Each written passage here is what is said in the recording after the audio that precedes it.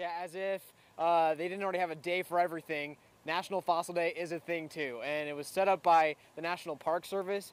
They've been celebrating it since at least 2011.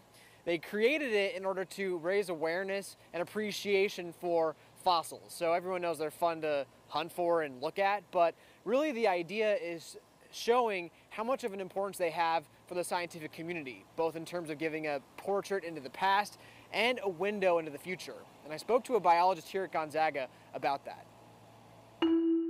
This is an ankle bone from a rhino, a lower jaw from a giant bone-crushing dog. This is a giant ground sloth toe bone, a tiny little vole jaw there. This is a bone, an arm bone, a humerus from a giant cat, possibly the largest cat that ever lived. We're sort of working on trying to figure that out. A mastodon, so an elephant relative. Besides all having bones in this Gonzaga University science lab, all these creatures have another thing in common. They all used to roam right here in the inland Northwest. Yeah, things that would look totally out of place here. You can imagine sort of a cow-sized sloth living on the ground.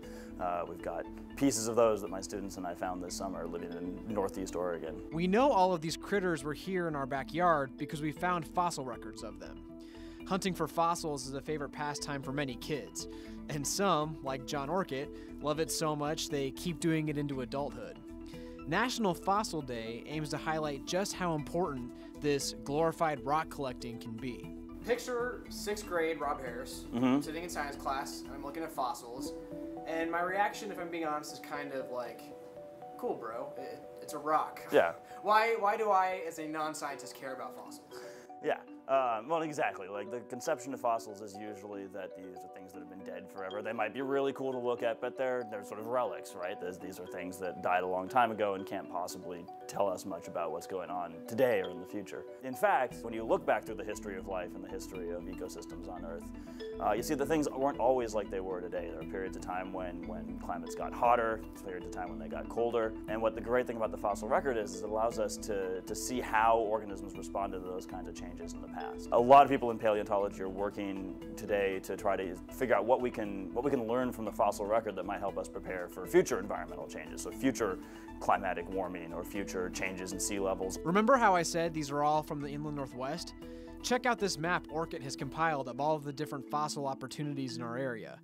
He wants to encourage folks in the inland Northwest to go explore for themselves. You may find a keepsake, or you may literally stumble on the next big scientific breakthrough for humanity. You can go collect and start your own fossil collection of fossils from this internationally important site just up the road from Spokane. And these fossils, they tell the history of life.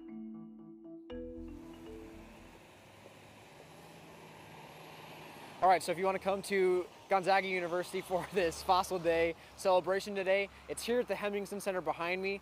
Starts at noon, goes until 3, and it's free and open to everyone. Remember, the idea of National Fossil Day is to show people how cool fossils are, how important they are, and then to inspire people to hunt for them themselves. So that map that I showed you in that story of the different fossil opportunities in our area, we'll link to that on crumb.com, so hopefully some of you will be moved to take your family out and hunt for fossils, maybe stumble on the next big scientific discovery.